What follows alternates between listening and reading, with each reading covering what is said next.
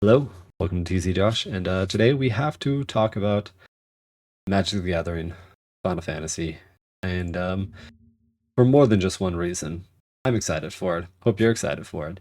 If you're not, and it's because of the price, hey, let's have a conversation about that. So, I had a very unpleasant experience today with a large creator. I'll get to that later on. Don't want to spoil it right now. On the X Twitter platform, and it just wasn't nice. It wasn't fun. They decided to, just call me a bootlicker. Tell me, I'm just the biggest POS that there could be because, heavens to Betsy, I not just agree with the prices that they want for these to be, which is free, apparently. I don't know. No intellectual conversation was had when answering my questions. So I decided, screw it. I'm going to make a video because it just bugged me, rubbed me the wrong way, and I wanted to just talk on it. So let's talk about why the costs of these are more expensive than the past Universes Beyond stuff. And if in talking about these and trying to rationalize these prices, I'm a bootlegger, then so be it. I guess I'll be a bootlicker for the next couple of minutes. Hope you enjoy my bootlickery ramp. Oh, have fun. First thing, Final Fantasy as an IP, multitudes bigger than Lord of the Rings, Fallout, Assassin's Creed, Doctor Who. You can argue which way do you want to till the sun goes down, the cows come home, and the chickens lay their eggs.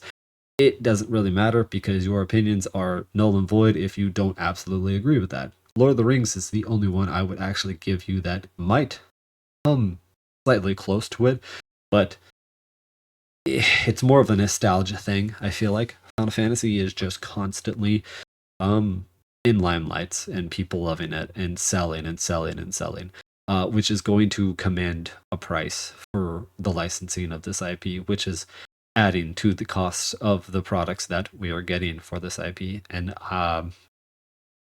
if you don't care about that and you don't think that that price should be dropped on the cost of the product, I don't know what to tell you. That's just what's going to happen. What else might there be in the costs? How about the fact that Final Fantasy has its own TCG, and in doing so, they don't want to, lose sales and people to this branch of TCGs, right? I know people don't think or know that Final Fantasy has its own TCG, but it does, and I think that all of the articles that I read before saying that there wasn't anything like this, oh, Final Fantasy, wow, crazy, they have their own card game, and maybe in doing so and making these products more expensive, they might be able to limelight their own card game and say, hey, ours is cheaper. You want to play Final Fantasy cards, hey, ours is cheaper. But that could absolutely add to the costs of the products because they know and are afraid of the fact that they could kill their own TCG by making this collab. Absolutely has to be a cost that you have to factor in. You don't want to? Sorry, got to.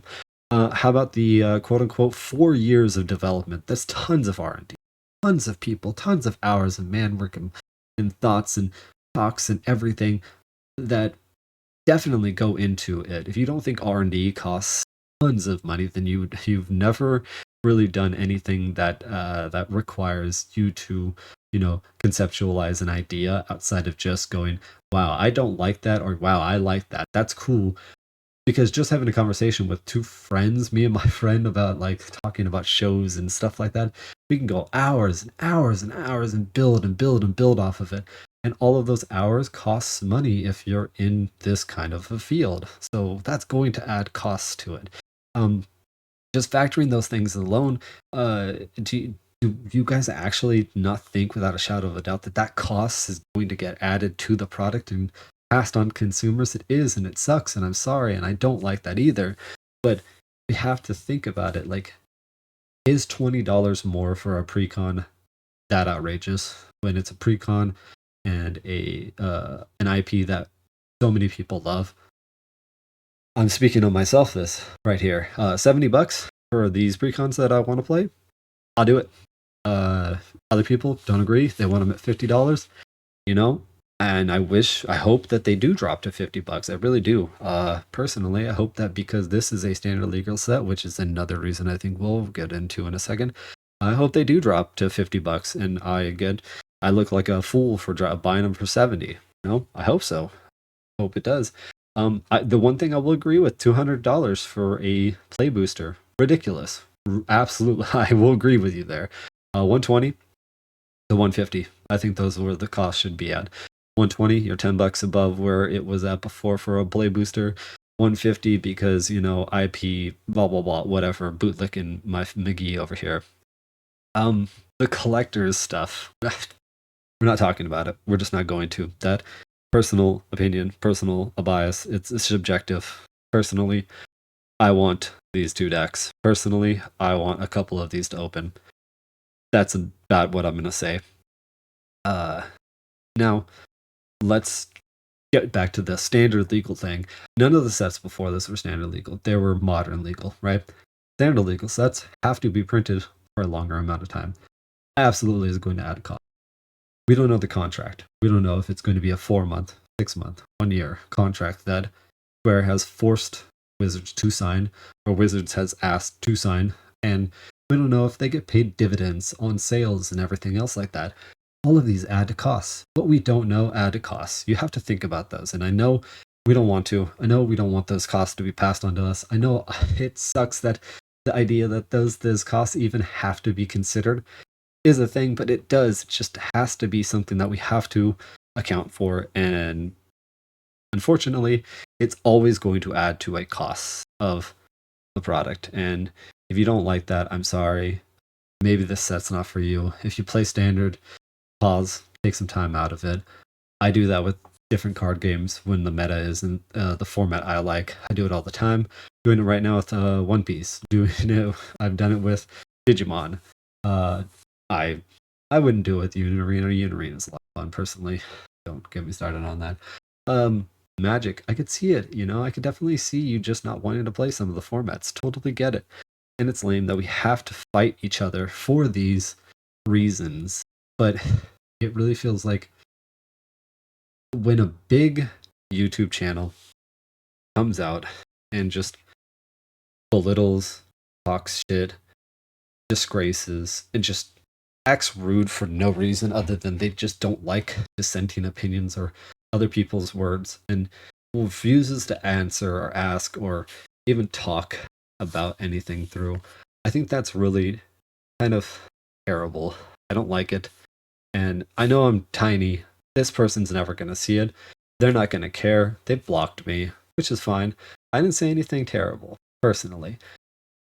But Pleasant Kenobi, why?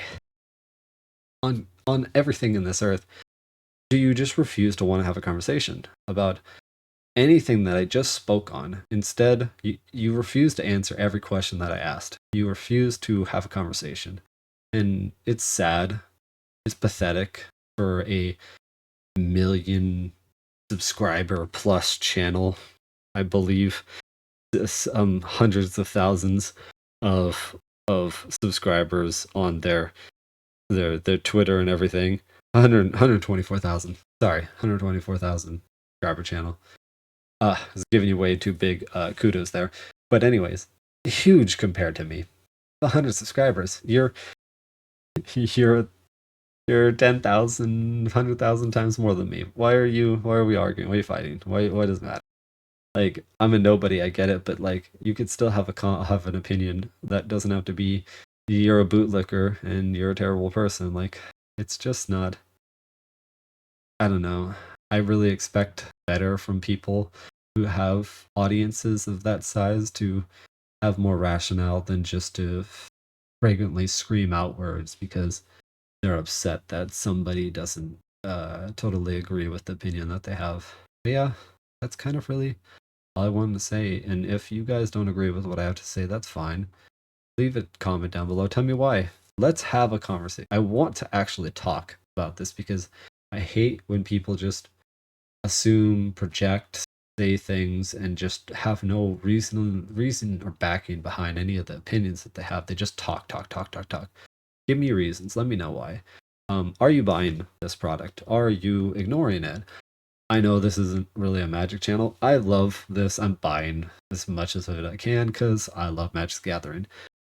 But if you don't, or you do love Magic the Gathering and you don't like this, hey, let me know. Tell me why you think what I said doesn't make sense. But yeah, keep collecting shiny cardboards, keep collecting shiny cards. And if you're really mad right now, take a break. Take a break. Go walk your dogs. And I'll smell you later.